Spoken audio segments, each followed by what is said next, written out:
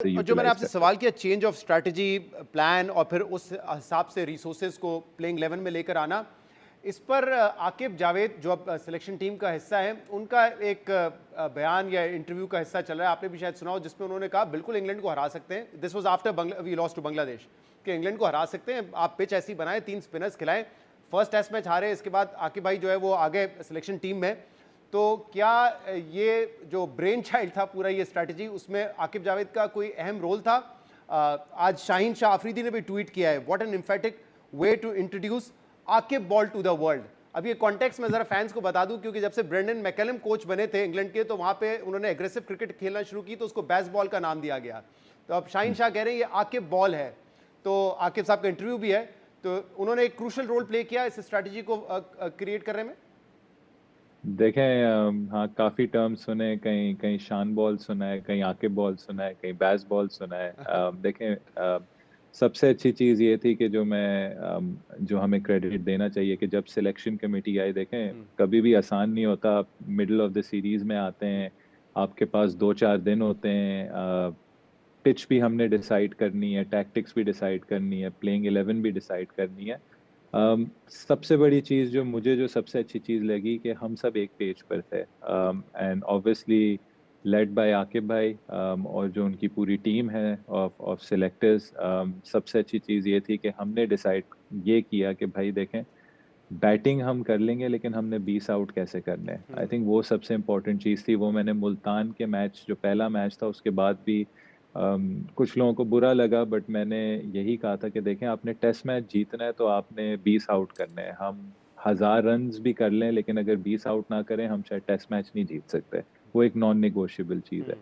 तो जब आकिब भाई आए, उनकी टीम आई, यही हमने डिसाइड किया कि हम किस तरीके से 20 आउट कर सकते हैं, क्या हम डिफरेंट कर सकते हैं, और हम उसके लिए हारने के लिए भी तैयार थे। तो आई थिंक सबसे बड़ी जो निशानी में किसी भी ये कैरेक्टरिस्टिक होती है जो आप हर इंसान में नहीं मिलती, कि कोई बंदा आया है, नया आया है, और उसने ये कहा है कि भाई हम लोग हारने के लिए तैयार हैं, बट ये बताओ कि हम किस तरीके से जीत भी सकते जीतेंगे, हैं। तो ट्रू। रिस्क लेना, आई थिंक रिस्क रिस्क के साथ ही आपको चीजें मिलती हैं, रिस्क के साथ ही ये सीरीज टर्न और अराउंड शान, हुई ये है। आप तो एक इंपॉर्टेंट बहुत बात बड़ा करें, लेसन। क्योंकि पाकिस्तानी जो आप प्लेयर्स जो हैं, जो बैटर्स हैं, उन्होंने भी इन स्पिनिंग विकेट्स पे बहुत अरसे से नहीं खेला है, क्योंकि जैसे एज वी स्पीक के सीमिंग ट्रैक्स बनाने की कोशिश थी, फ्लैट ट्रैक्स थे, तो ये वाकई बैटर्स के लिए भी एक चैलेंज होता है कि वो स्पिनिंग ट्रैक पे कैसे खेलेंगे, क्योंकि पड़ोसी मुल्क में हमने देखा कि इंडिया आज दूसरा टेस्ट मैच भी हार गया न्यूजीलैंड से।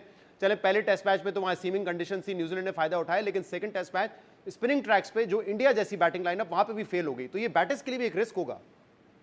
देखें, ये आपका बहुत अच्छा, आपने ना एक बहुत अच्छा पॉइंट दिया है। क्वेश्चन तो है ही, लेकिन इसके साथ आपने एक पॉइंट भी दिया। देखें, बहुत आसान है स्कोर कार्ड उठाना और कहना कि इसकी एवरेज ये है, इसने इतने रन्स किए हैं, इसने इतने रन्स किए हैं। आई थिंक जो सबसे बड़ी चीज देखनी चाहिए, हमने यही बात की कि मैच आप कैसे जीतेंगे। मैच आप तभी जीतेंगे जब आप 20 आउट करेंगे और आपकी जो बैटिंग है वो उन कंडीशंस के हिसाब से आपको एक स्कोर पुट अप करके देगी। हमने नंबर्स को इतना हमने नंबर्स को इतना मिसलीडिंग वे में देखना शुरू कर दिया कि किसी की 50 की एवरेज है तो वो प्लेयर है, या किसी के इतने 100 है तो वो प्लेयर है। अगर प्लेयर बनना है तो वो आपकी 99 की आपकी एवरेज होनी चाहिए, आपके आपके 40-100 होने चाहिए। वो सब ठीक है, लेकिन at the end of the day ये एक 22 प्लेयरों का गेम होता है। 11 तभी जीतते हैं जब एक एक टीम वर्क होता है, कंडीशंस के हिसाब से आप अडेप्ट करते हैं, और आप अपनी टीम के लिए ऐसी कंट्रीब्यूशन करते हैं जो टीम के उसमें उसके फायदे में आती है। तो एज अ बैटिंग यूनिट, हमने जब से मैंने कैप्टनसी टेक ओवर किया था कि हमने जो फर्स्ट इनिंग्स में बैटिंग की है, स्पेशली 2024 में, चाहे वो सिडनी टेस्ट है, चाहे वो बांग्लादेश के 2 टेस्ट मैचेस हैं, चाहे वो इंग्लैंड के तीनों टेस्ट मैचेस हैं, बैटिंग में हमने फर्स्ट इनिंग्स में हमेशा गेम सेट करके दिया है। उसके बाद आप गेम तभी जीतेंगे अगर आप उस बैटिंग एफर्ट के साथ पहली 10 विकेटें लीड के साथ लेंगे। तो हमें हमें फॉर्चुनेटली इनफ इस सीरीज में हमें वो पोजीशंस मिली कि हमने लीड ली और हम वो गेम ड्राइव कर सके। और देखें, सबसे बड़ी जो मैंने पहले भी आज आज प्रेस में भी कहा कि मैं अपने बैटिंग यूनिट को, और बैटिंग यूनिट सिर्फ टॉप 6 बैट्समैन नहीं होता, बैटिंग यूनिट 1 to 11 होता है। अगर आप दुनिया की बेस्ट टीम्स देखें, जब इंग्लैंड नंबर 1 होता था एंड्रू स्ट्राउस के अंडर, तो उनके लिए Graham Swann, Tim Bresnan, Stuart Broad, ये लोग 25-25 रन्स करते थे। आज ऑस्ट्रेलिया की अगर टेस्ट टीम है, उधर Mitchell Starc, PAT Cummins, Nathan Lyon और जॉश हेजलवुड, ये लोग भी इनको 70 से हम्म। लेके 100 रन्स करके देते हैं। तो हमारी टेल ने भी हमें रन्स करके दिए, हमारे मिडिल ऑर्डर ने भी किया, और सब ने कहीं ना कहीं, ये इवन ओपनर्स ने कहीं ना कहीं कंट्रीब्यूट किया। अब्दुल्ला ने 100 किया, कहीं 50 किया, साइम ने 3 4 50 जी। किए। जब ये कंट्रीब्यूशंस आती हैं, और हमारे बैटिंग यूनिट का एटीट्यूड ये था कि भाई हमारी एवरेजेस गिर जाएं, हमारे स्टैट्स गिर जाएं, लेकिन हम कंट्रीब्यूशन देंगे। तो आप बिल्कुल सही उन्होंने कह रहे ये हैं, खासतौर रिस्क पे ली। इन विकेट्स पे और अगर कैमियो भी हो आपका 35-40 रन का क्रूशल टाइम पे, तो वो बड़ा इम्पैक्ट क्रिएट कर सकता है। और हमने देखा नुमान अली ने भी किया, साजिद बिल्कुल खान ने भी किया। कुछ इंडिविजुअल्स पे पहले मैं बात करना चाहूँगा। जब बाबर आजम, शाहिन शाह, नसीम शाह को ड्रॉप किया गया, ऑब्वियसली स्टार प्लेयर्स हैं बट आउट ऑफ फॉर्म थे, नई स्ट्रैटेजी आई। बतौर कैप्टन कितना प्रेशर था आप पे, क्योंकि आप फैंस हैं इन ऑब्वियसली बड़े नामों के, लेकिन इनको ड्रॉप करके आप प्लेइंग 11 में जा रहे हैं, टेस्ट मैच में जा रहे हैं, प्रेशर था? कितना मुश्किल था ये सिलेक्टर्स के लिए भी, आपके लिए भी, बाबर आजम, शाहिन शाह, इनको ड्रॉप करना टीम से? देखें, वो कहते हैं ना कि हमेशा मेथड होना चाहिए कोई भी चीज़ करने का। हम्म। आई थिंक हमारी तरफ से मैसेज यही था कि ये उनको ज़रा सी एक ब्रेक दी जा रही है, क्योंकि आगे भी पाकिस्तान की बहुत क्रिकेट है और पीछे भी। हम्म। ये 3 फॉर्मेट्स वाले प्लेयर थे। कहीं नज़र आया कि हाँ, थोड़ा सा इनको ब्रेक चाहिए, इनकी बॉडीज रिकवर करेंगी, थोड़ा टाइम मिलेगा इन्हें, और फिर जब ये आएंगे, ये हैं पाकिस्तान के आउटस्टैंडिंग प्लेयर्स हैं जिनको पाकिस्तान को हमेशा ज़रूरत रही है और रहेगी। और देखें, अच्छी चीज़ ये थी कि जिन लोगों ने आके वो बूट्स फिल किए हैं, जैसे कामरान गुलाम आया, उसने पहले मैच में ही 100 सेंचुरी। किया, ट्रू। या फास्ट बॉलर्स को हमने स्पिनर से रिप्लेस किया, उन्होंने 40 में से 39 विकेटें उन्होंने ली। साथ में बैटिंग में उन्होंने हमें वो दिया।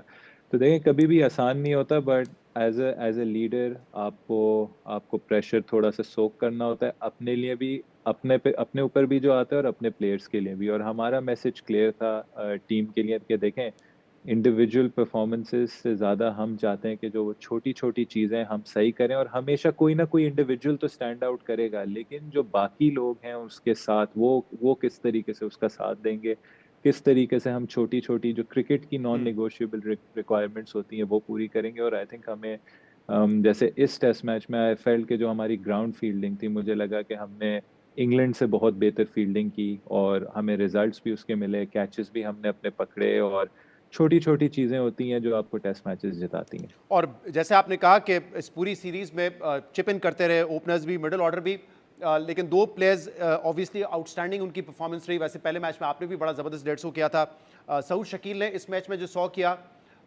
सलमान आगा, उनका जो एक टेम्परमेंट है टेल के साथ खेलने का, जैसे आपने कहा वो आखिर के रन्स बड़ा कंट्रीब्यूट करते हैं। कैसे देखते हैं इन दोनों, क्योंकि अभी भी रिलेटिवली यंग है टेस्ट क्रिकेट में, ये इनकी परफॉर्मेंस को कैसे रेट करते हैं आप?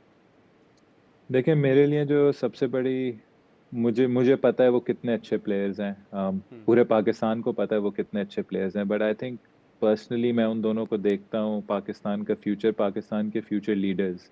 आई थिंक काफ़ी उनमें ऐसी कैपेबिलिटीज़ हैं दोनों में, और हमेशा मैंने कोशिश ये की है कि मैंने इन्वॉल्व किया है प्लेयर्स को, चाहे वो जूनियर वाले स्पेक्ट्रम में हो, चाहे वो सीनियर वाले स्पेक्ट्रम में हो, क्योंकि देखें, at the end of the day ये टीम गेम है, और सबकी कहीं ना कहीं कंट्रीब्यूशन है, सबको आइडियाज चिप इन करने होंगे, सबको आइडियाज देने होंगे। तो आई थिंक ये दो लोग हैं जिनसे मेरी एक्सपेक्टेशंस काफ़ी हाई रहती हैं, वेदर परफॉर्मेंसेज हो, वेदर आइडिया सजेशंस हो, प्लस जो इन दोनों ने मेच्योरिटी दिखाई है, स्पेशली इस सीरीज में। देखें, कभी भी आसान नहीं होता जब आप गिरे हुए होते हैं, बट आई थिंक एब्सोल्युटली। ये यही वो लोग थे जो हम लोग एक साथ जुड़े रहे, हमने बिलीफ रखा कि भाई हम ये सीरीज जीत सकते हैं, एक दूसरे को उठाया, एक दूसरे के साथ टाइम स्पेंड किया, एक दूसरे की कंपनी एंजॉय की। और आई थिंक देखें, at the end of the day हम घर से ज्यादा एक दूसरे के साथ ज्यादा टाइम गुजारते हैं। तो आई थिंक जो कमराडरी थी, जो एक वो ब्रदरहुड था, वो बहुत अच्छा था इस टीम में। और ये वो दो कैरेक्टर्स थे जो टीम के इंटरनल लीडरशिप ग्रुप में लीडर्स थे, और उन्होंने इस सीरीज में बहुत मेच्योरिटी दिखाई।